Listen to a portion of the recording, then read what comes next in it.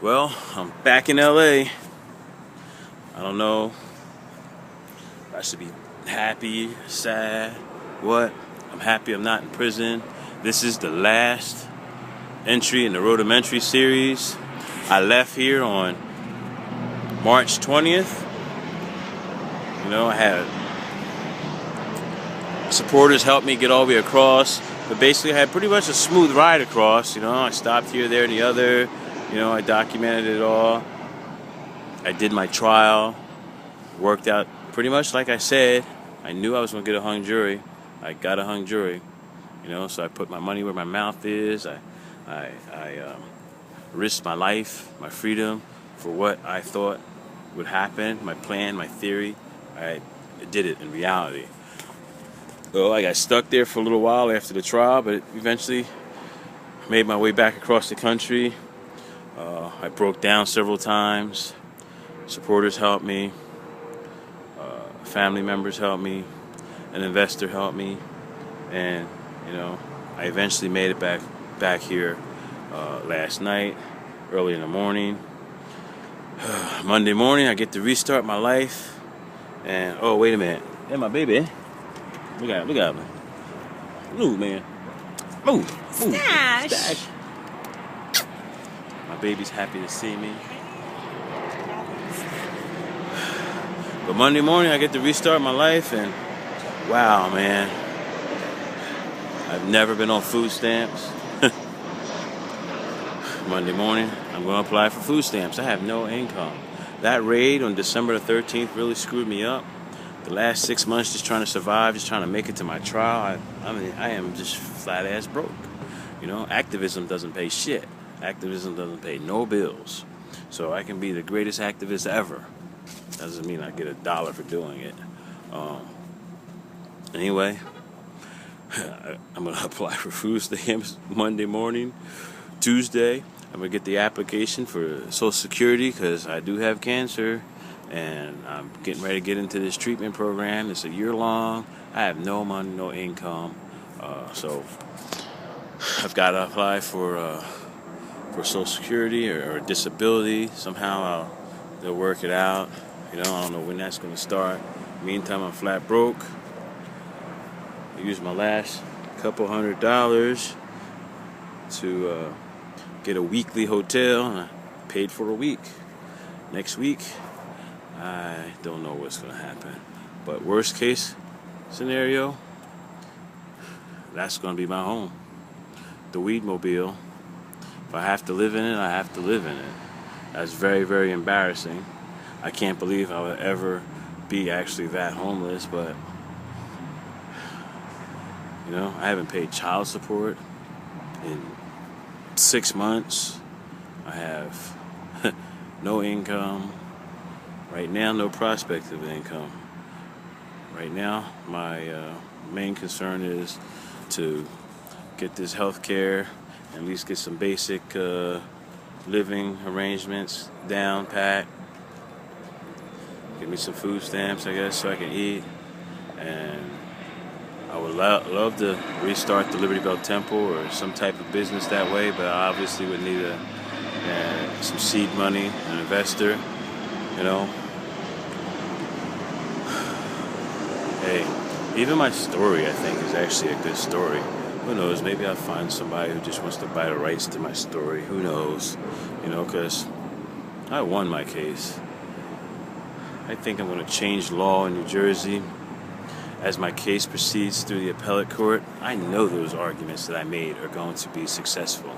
There's no doubt in my mind. I had a long time to think about these and study them, and I just know that as my case proceeds through the appellate court, I'm going to change law in New Jersey. There's going to be some pretty radical arguments that are going to be successful. But anyway, until then, we'll see. I'm still in limbo. And as far as anyone who's followed the case knows that I got a hung jury. The prosecutor elected to retry the case.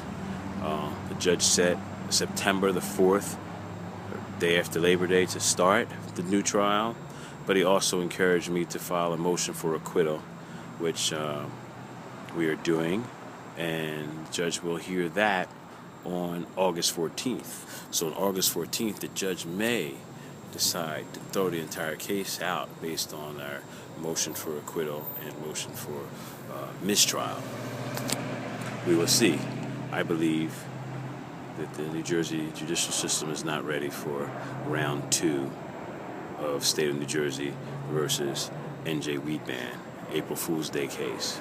I doubt it, but we'll see. It'll be up to the judge to dismiss it or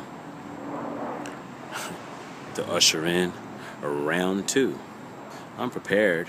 If the prosecutor really wants to go at it a second time, I'm prepared.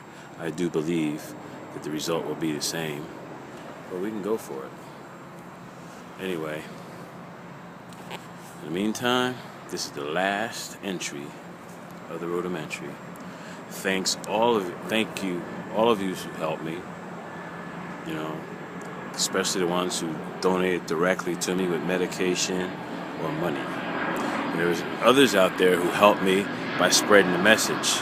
I got a lot of positive feedback from people along the way, advice. I mean, you know, people who didn't have any money but still was able to help me and contribute.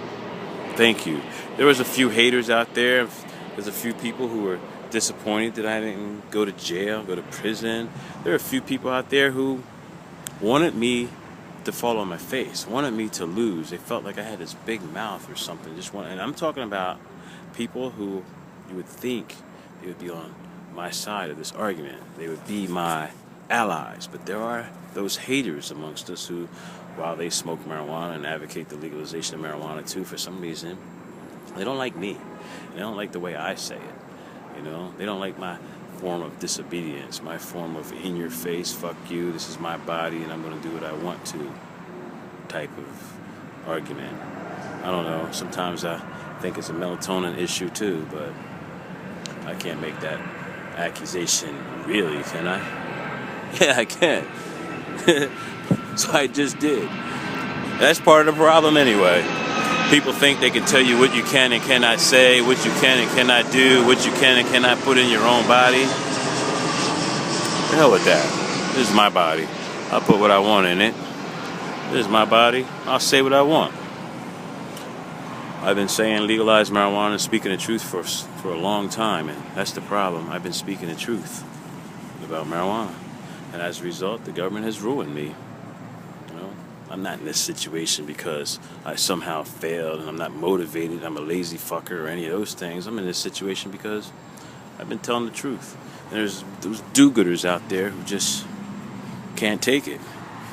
They filed phony charges on me. I've had real charges filed on against me maliciously. I feel like I've been persecuted with prosecution on numerous occasions for telling the truth now. And that's basically what I've been doing for the last 15 years.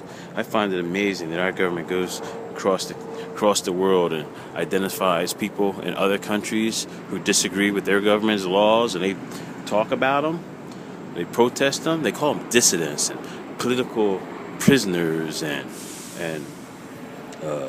you know, victims of human rights abuses. And you know, there's no country in the world that abuses more of its citizens than America. And imprisons millions of Americans, far more than any other country in the world, using the war on drugs as its anchor. But there are more people in prison in America than any other country in the world. We torture people. We have people go to prisons and work, slave labor. You know. Anyway, I'm going to end this. This is the last entry into the Roadamentary series. Follow my case as it proceeds through the appellate court. I do believe I'm going to change the law in New Jersey. In the meantime, I'm out. I got to figure out how to restart my life. Peace. One love from Los Angeles.